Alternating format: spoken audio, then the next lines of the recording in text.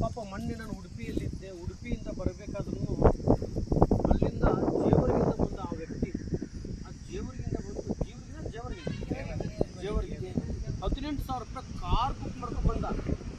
ಯಾಕೆ ಅಂತ ಕೇಳಿ ಆ ವ್ಯಕ್ತಿಗೆ, ಇಲ್ಲ ನೀವು ನನಗೆ ಲಾಸ್ಟ್ ಟೈಮ್ ಹೇಳಿದ್ರಿ ಪವಾಡ ಆಯಿತು ಅಂದರೆ ನಾನು ಈ ವಿಚಾರ ಬಂದು ನನ್ನ ಭೇಟಿ ಆಗ್ತೀನಿ ಅಂತ ಹೇಳಿ.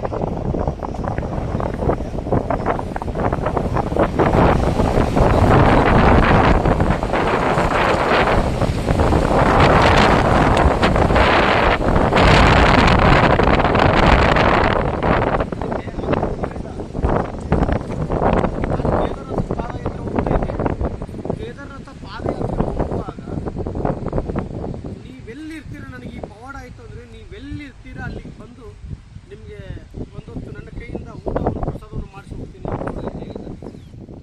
ಅದೇ ಮುಖಾಂತರದಲ್ಲಿ ಆ ವ್ಯಕ್ತಿಗೆ ಅದನ್ನು ಆ್ಯಕ್ಚುಲಿ ಹೇಳೋಕ್ಕಾಗಲ್ಲ, ಆ ಥರ ಒಂದು ಸಮಸ್ಯೆ ಇತ್ತು.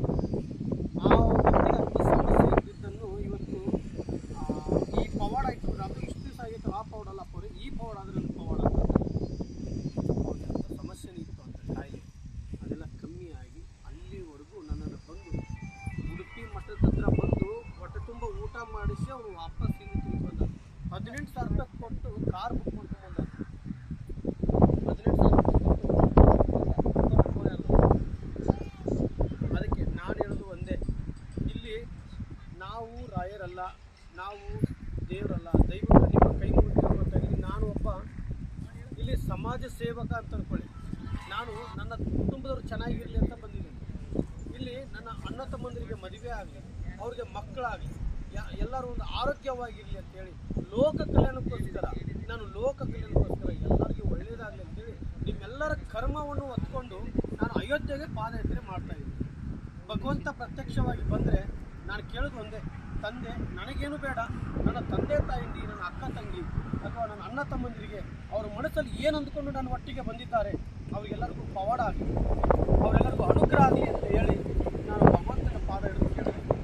ಯಾರು ನನ್ನನ್ನಿಷ್ಟು ಏನಮ್ಮ ಎಲ್ಲಿಂದ ಬರ್ತಾ ಇದ್ದೀರಾ ಹೊತ್ತಿನಿ, ಗುಲ್ಬರ್ಗ, ಬಿಜಾಪುರ, ಗದಗು, ಗೋಕಾಕು, ಮಹಾರಾಷ್ಟ್ರ, ಗೋವಾ, ಸೇಡಮು, ಬೇಲೂರು ಅಂತ ತಮಿಳುನಾಡು ಅಲ್ಲಿಂದ ಬರ್ತಾ ಇದ್ದಾರೆ.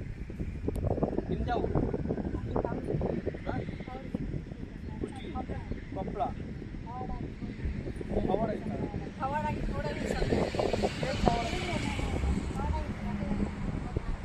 ತಪ್ಪ ಇಲ್ಲ ಹತ್ರಪ್ಪ ಏನು ಪವಾಡ ಆಗಿದೆ? 5 ಲಕ್ಷ ಪವಾಡ ಆಗಿತ್ತಾ? ಅವ್ರ ಆಯುರ್ವೇದ ಪೂಜೆ ತೀರಿಸ್ಕೊಟ್ಟಿದ್ದೆ ತಾಯಿ ನಿಮಗೆ? 9 ವಾರ ತೀರಿಸ್ಕೊಟ್ಟಿದ್ದೆ.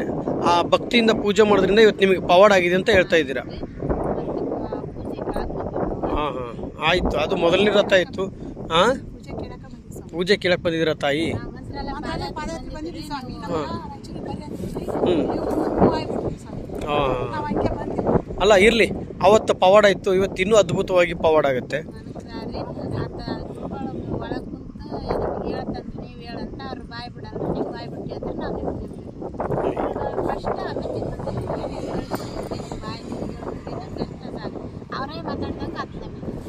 ನೋಡಿ ನಿಮಗೂ ನೋಡಮ್ಮ ಒಂದೇ ವಿಚಾರದಲ್ಲಿ ಆಯಿತು, ಒಳ್ಳೇದಾಗಲಿ. ನಿಮ್ಮ ಮನಸ್ಸಿನಲ್ಲಿ ನಿಮ್ಮ ಮಗನ ಯಾವ ರೀತಿ ಅಂದ್ಕೊತೀರೋ ಅಂದ್ಕೊಳ್ಳಿ. ಬಟ್ ನಾವಿಲ್ಲಿ ರಾಯರಲ್ಲ. ನಾನು ಹೇಳೋದು ಒಂದೇ ಮಾತು ಎಲ್ಲರಿಗೂ, ನಮ್ಮನ್ನ ದೇವ್ರನ್ನ ಮಾಡಬೇಡಿ, ಮನುಷ್ಯರನ್ನ ದೇವ್ರನ್ನ ಮಾಡಬೇಡಿ. ನಾವು ದೇವರಲ್ಲ ಇಲ್ಲಿ. ನೋಡು ಇವರು ಬೆಂಗಳೂರಿಂದ ಬಂದವರು, ಕಾಶಿನಾಥ ಸ್ವಾಮಿ ಅಂತೇಳಿ, ಕಾಶಿ ವಿಶ್ವನಾಥ ಸ್ವಾಮಿ ಅಂತೇಳಿ ಹೆಸರು ನೆನಪಿದೆ. ಬರೀ ಇವ್ರು ಹಿಂಗೆ ಯಾಕೆ ಹೇಳ್ತಾ ಇದ್ದಾರೆ ಅಂತ ಅನ್ಕೋಬೇಡಿ. ಅವರು ಇವತ್ತು 3 ಫ್ಲೋರ್ ಮನೆ ಕಟ್ಟಿದ್ದಾರೆ, ಮತ್ತು ಇವತ್ತೊಂದು ದೊಡ್ಡ ಏನೋ ಫ್ಯಾಕ್ಟ್ರಿ ಓಪನ್ ಮಾಡಿದ್ದಾರೆ. ಇದು ರಾಯರ ಪವಾಡ. ಇದು ರಾಯರ ಪವಾಡದಿಂದನೇ ಇವೆಲ್ಲ ಪವಾಡ ಆಗ್ತಾ ಇರೋದು. ಅವ್ರು ಯಾರು ಅಂತಲೂ ನನಗೆ ಗೊತ್ತಿಲ್ಲ. ಹೌದಲ್ಲ ಸ್ವಾಮಿ? ಇವತ್ತು 3 ಫ್ಲೋರ್ ಮನೆ ಕಟ್ಸಿದ್ದೀರಾ. ಅವತ್ತು ಒಂದು ಮೊನ್ನೆ ಟೈಟಲ್ ಹಾಕಿದ್ದೆ, 20 ವರ್ಷದಿಂದ ಕುಡಿಯಂಥ ವ್ಯಕ್ತಿ ಹೇಗೆ ಬಿಟ್ಟ. ಅಲ್ಲ ಅದು ನೋಡಾಗ ಇಲ್ಲೇ ಕನ್ಫ್ಯೂಸ್ ಮಾಡ್ಕೊತಾ ಇದ್ದೀರಾ. ಆ ವಿಡಿಯೋ ನೋಡ್ರಿ. 20 ವರ್ಷದಿಂದ ಅಂದರೆ ಒಂದು ಸೆಂಟೆನ್ಸ್, ಒಂದು ವಿಡಿಯೋ ಬೇರೆ ಇದೆ, ಇವ್ರ ವಿಡಿಯೋ ಹಿಂದೆ ವಿಡಿಯೋ ಇದೆ. ಅದು ಟೈಟಲ್, ಆ ವ್ಯಕ್ತಿ 20 ವರ್ಷದಿಂದ ಕುಡಿತಿದ್ದ, ಆ ಕುಡಿಯೋಂಥ ವ್ಯಕ್ತಿ ಇವತ್ತು ಬಿಟ್ಟೋದ ಅವತ್ತು. ಅದಾದಮೇಲೆ ಇವ್ರು ತೊಗೊಂಡಿದ್ದೀನಿ. ಅದರಲ್ಲೇ ವಿಡಿಯೋ ಚಿಕ್ಕದಾಗಿತ್ತಲ್ಲ, ಅದರಲ್ಲೇ ಯಾಡ್ ಮಾಡು ಅಂತ ನಾ ಯಾಡ್ ಮಾಡಿದೆ. ಅದನ್ನು ನೋಡುವಂಥ ವ್ಯಕ್ತಿ ನೆಕ್ಸ್ಟ್ ಪ್ರೊಸೆಸಿಂಗ್ಗೆ ಇವ್ರು ಬಂದ್ಬಿಡ್ತು. ಆವಾಗ ಜನಗಳಿಗೆ ಗೊತ್ತಾಯಿತು, ಓ ಇವರಲ್ಲ, ಇವ್ರು ಕುಡಿಯೋಂಥ ವ್ಯಕ್ತಿ ಇವರು ಬೇರೆ. ಅಂದರೆ ಇವತ್ತು ಅದ್ಭುತವಾಗಿ ನಾನು 1 ವರ್ಷ ಆಯಿತು ಕೇದಾರನಾಥಕ್ಕೆ ಹೋಗುವಾಗ. 1 ವರ್ಷ ಅಲ್ಲ, ಅವತ್ತು ನನಗೆ ಕರೆ ಮಾಡಿ ಒಂದೂವರೆ ವರ್ಷ ಆಗಿರ್ಬೋದು. ನನ್ನ ಸಂಪರ್ಕದಲ್ಲಿ ಇದ್ದು ನೀವು ಫಸ್ಟಿಂದ ಇದ್ದೀರಾ ಅಲ್ಲ. ನಿಮಗೆ ಹೇಳಿದ ಮೇಲೆ ಇವತ್ತು 1 ವರ್ಷದಲ್ಲಿ ಬದಲಾವಣೆ. 3 ಫ್ಲೋರ್ ಮನೆ ಕಟ್ತಾ ಇದ್ದೀರಾ ಇಲ್ಲ? ಕಟ್ಟಿದ್ದೆ. ನಾನು ನಿಮ್ಮ ಮನೆಗೂ ಬಂದಿದ್ದೆ, 2 ಸಲ ಬಂದಿದ್ದೀನಾ ನೋಡಿ. ಏನಮ್ಮ ಫ್ಯಾಕ್ಟ್ರಿನೂ ಆಯ್ತಲ್ಲ ಇವಾಗ, ಆಯ್ತಾ? ಅದಕ್ಕೆ ಇದೆಲ್ಲ ಪವಾಡ ಆಗ್ತಾ ಇರೋದು. ಇವತ್ತು ಯಾರ್ಯಾರು ಬಂದಿದ್ದೀರೋ ನಿಮ್ಮೆಲ್ಲರಿಗೂ ಒಳ್ಳೇದಾಗಲಿ, ನಿಮ್ಮೆಲ್ಲರಿಗೂ ಅನುಗ್ರಹ ಆಗಲಿ ಅಂತೇಳಿ ಗುರು ರಾಘವೇಂದ್ರ ಸ್ವಾಮಿಯವರ ಪಾದವನ್ನು ಹಿಡಿದು ನಾನು ಕೇಳ್ತಾ ಇದ್ದೀನಿ. ಇಲ್ಲಿ ಭಕ್ತಿಯಿಂದ ಹೇಗೆ ಪೂಜೆ ಮಾಡಬೇಕು, ಇಲ್ಲಿ ಯಾವ ದೇವರು ದುಡ್ಡು ಕೇಳಲ್ಲ. ನಿಮ್ಗೆ ಈ ವ್ಯಕ್ತಿ ನೋಡು, ನನಗೆ ಗೊತ್ತಿಲ್ಲ ಈ ವ್ಯಕ್ತಿ ಯಾರು ಅಂತೇಳಿ. ಈ ಸ್ವಾಮಿ ಬಂದು ನನಗೆ ಈ ರೀಸೆಂಟಾಗಿ ಒಂದು ರಾಮನ ವಿಗ್ರಹ ನಾನು ಮಾಡಿಸ್ತೀನಿ, ನೀವೆಲ್ಲ ಹೇಳಿದ್ದು ರಾಮನ ವಿಗ್ರಹಕ್ಕೆ ನಾನೇ ಕೊಡ್ತೀನಿ ಅಮೌಂಟ್ ಅಂತೇಳಿ.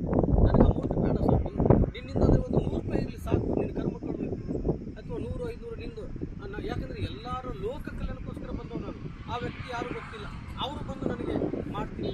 ನನಗೆ ಏನು ಗೊತ್ತಾ, ನಿಮ್ಮ ಮನಃಶಾಂತಿ, ನಿಮಗೆ ನೀವು ಕಷ್ಟಪಟ್ಟಿರೋ ದುಡ್ಡು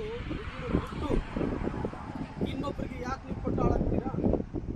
ಭಗವಂತ ಕೇಳಿದರೆ ನೀವು ದುಡ್ಡು ಕೊಡಂತ.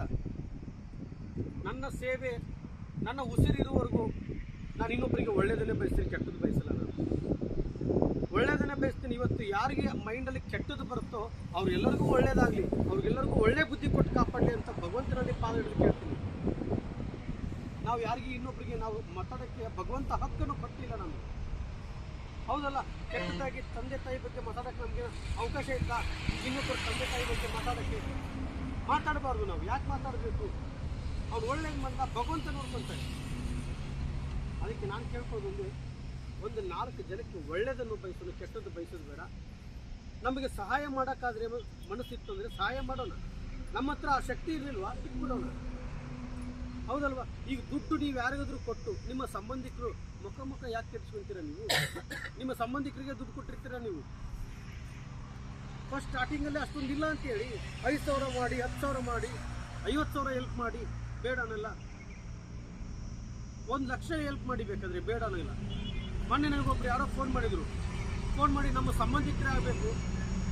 ಯಾಕೆ ಈ ವಿಡಿಯೋದಲ್ಲಿ ಮಾತಾಡ್ತಾ ಇದ್ದೀನಿ ಅಂದರೆ, ಫೋನ್ ಮಾಡಿ 43 ಲಕ್ಷ ಇಸ್ಕೊಂಡಿದ್ದಾರಂತೆ.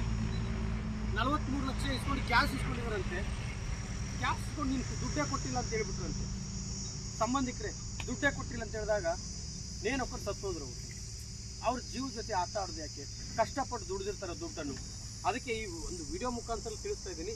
ಸಹಾಯ ಮಾಡೋಕ್ಕಾದರೆ 5,000, 10,000, 50,000, 1 ಲಕ್ಷ ಸಹಾಯ ಮಾಡಿ, ಬೇಡ ಅನ್ನಲ್ಲ. ಈ ಲಕ್ಷಗಂತಲೇ ಮಾಡಿ, ಯಾಕಂದರೆ ಅದಕ್ಕೇನೋ ಒಂದು ಇಶ್ಯೂರಿಟಿ ಇಸ್ಕೊಳ್ಳಿಬೇಕಾದ್ರೆ ಬೇಡ ಅನ್ನಲ್ಲ. ಮೊನ್ನೆ ಈ ಥರ ತೀರೋದ್ರು ಅಂತ ಹೇಳಿದಾಗ ನನ್ನ ಇದೆ ಜಲ್ ಅಂದ್ಬಿಟ್ಟು ಮನಸ್ಸಿಗೆ ಬೇಜಾರು. ಇವತ್ತು ಕೇಳಿದ ಅವ್ರ ಸುದ್ದಿ ನಾನು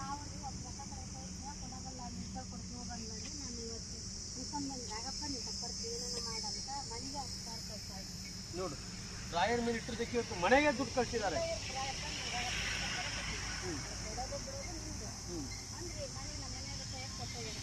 ಬಂದು ಕೊಟ್ಟಿದ್ದೀರಾ? ಇದೇ ಪವಾಡ ನೋಡು. ಅಲ್ಲಿಂದ ಇಲ್ಲಿ ನೋಡಕ್ಕೆ ಬಂದಿದ್ದಾರಂತೆ, ದುಡ್ಡು ಕೊಟ್ಟಿಲ್ಲಂತೆ. ರಾಗಪ್ಪ ನೀನು ನೋಡಕ್ಕೆ ಬರ್ತೀನಿ ಅಂತಂದು ಹೇಳ್ಕೊಂಡು ಬಂದಿದ್ದಾರಂತೆ, ಮನೆಗೆ ದುಡ್ಡು ಬಂದಿದೆ ಅಂತ. ರಾಯ ನೋಡಿ ಹೆಂಗೆ ಅನುಗ್ರಹ ಮಾಡ್ತಾರೆ. ಹಂಗೆ ಮಾಡಿದವ್ರಿಗೆ ಹೇಳ್ತಾ ಇರೋದು ನಾನು ಒಂದೇ ವಿಚಾರದಲ್ಲಿ. ಇವತ್ತು ನೋಡಿ, ಈ ಕಡೆ ಬಾಯಲ್ಲಿ ಹೇಳ್ತೇನೆ ನೋಡಿ, ಎಷ್ಟು ಹಿಂದಲೂ ವಿಡಿಯೋ ನೋಡ್ಕೊತ ನೋಡಿದ್ರಿ, ಎಲ್ಲ ವಿಡಿಯೋ ನೋಡ್ತಾ ಇರ್ತೀರಾ. ನಾನು ಇದರಲ್ಲಿ ಯಾರ ಹತ್ರ ದುಡ್ಡು ಕೈ ಚಾಚಿ ಇಸ್ಕೊಂಡವಲ್ಲ. ನಾನು ಭಿಕ್ಷೆ ಕೇಳೋದು ಒಂದೇ, ಒಂದು ತುತ್ತ ಅನ್ನ ಕೇಳ್ತೀನಿ ನಿಮ್ಮಲ್ಲಿ.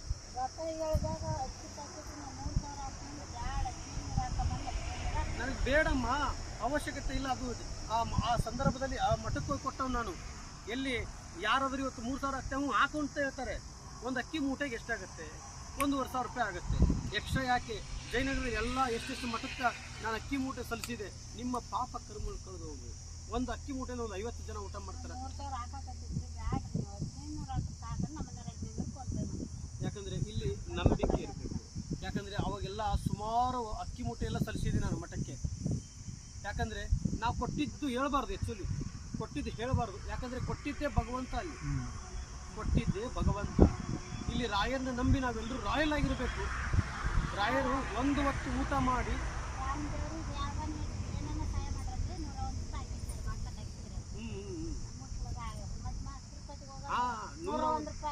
1 ರೂಪಾಯಿ ಯಾಕೆ ಅಂದರೆ ಸಾಕು, ಎಲ್ಲದೂ ನೀನೇ ಕೊಡ್ತೀಯ ಅಂತಂದರೆ ಇನ್ನು ಮಿಕ್ಕಿದವ್ರು ಏನು ಮಾಡಬೇಕು?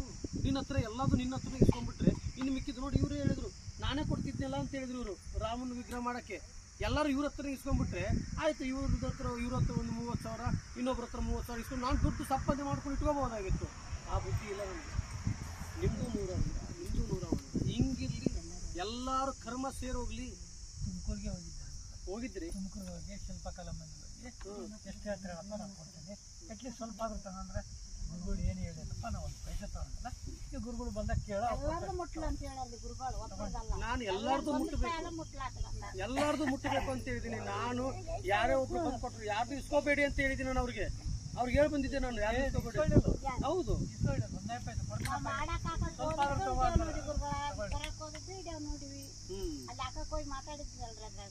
ನನಗೆ ಬೇಕಾಗಿರೋದು ಒಂದೇ, ಎಲ್ಲಾರ ಕರ್ಮನು ಕಳೆದೋಗ್ಬೇಕು, ಎಲ್ಲಾರ್ಗೂ ಒಳ್ಳೇದಾಗಬೇಕು. ನಾನು ಬಂದಿರೋದು ಲೋಕ ಕಲ್ಯಾಣಕ್ಕೋಸ್ಕರ. ಇಲ್ಲಿ ಇವತ್ತು 15 ವರ್ಷ, 10 ವರ್ಷ, 20 ವರ್ಷ, 21 ವರ್ಷ ಆಗೈತಿ ಮದುವೆ ಆಗಿ, ಮಕ್ಕಳೇ ಆಗಿಲ್ಲ ಅವ್ರಿಗೆ. ಇವತ್ತು ಮಕ್ಕಳಾದವು ಅವ್ರಿಗೆಲ್ಲ. ಹೇಗೆ ಮಕ್ಕಳಾಯಿತು? ಒಳಗಡೆ ಕ್ಯಾನ್ಸರ್ ಇದ್ದವ್ರಿಗೆಲ್ಲರಿಗೂ ಕಮ್ಮಿ ಆಯಿತು.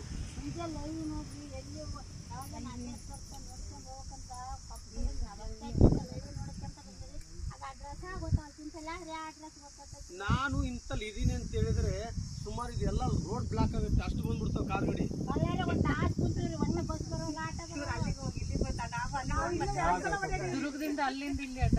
ನಾನು ಇಲ್ಲಿ ಇದೀನಿ ಅಂದ್ಬಿಟ್ರೆ ಜನಗಳು ಬಂದ್ಬಿಡ್ತಾರೆ. ನಾನು ಯಾಕಂದ್ರೆ ಕಂಟ್ರೋಲ್ ಮಾಡಕ್ಕಾಗಲ್ಲ. ಆಮೇಲೆ ನೋಡಿದ್ರೆ ಅವತ್ತು ಬಂದ್ಬಿಟ್ರೆ ಇಲ್ಲಿಂದ ಅಲ್ಲಿವರೆಗೂ ಲೈನು, ಏನ್ ಜನ.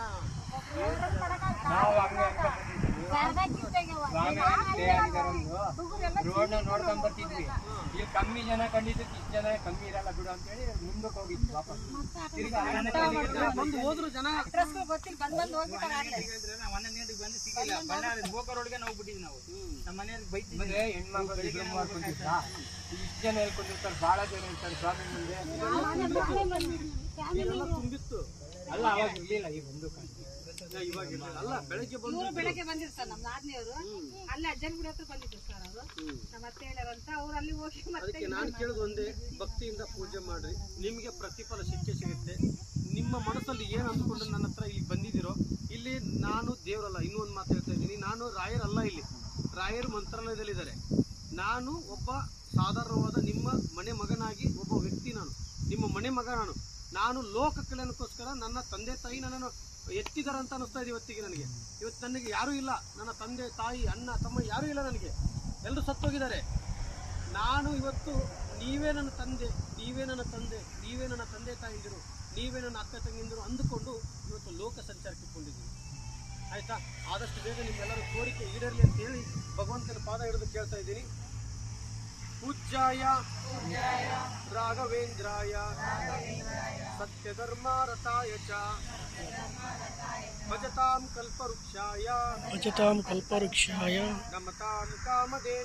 ನಮತಾಂ ಕಾಮಧೇನುವೇ ರಾಯರಿದ್ದಾರೆ. ರಾಯರಿದ್ದಾರೆ. ಜೈ ಶ್ರೀರಾಮ್. ಜೈ ಶ್ರೀರಾಮ್. ಜೈ ಶ್ರೀರಾಮ್. ಜೈ ಶ್ರೀರಾಮ್.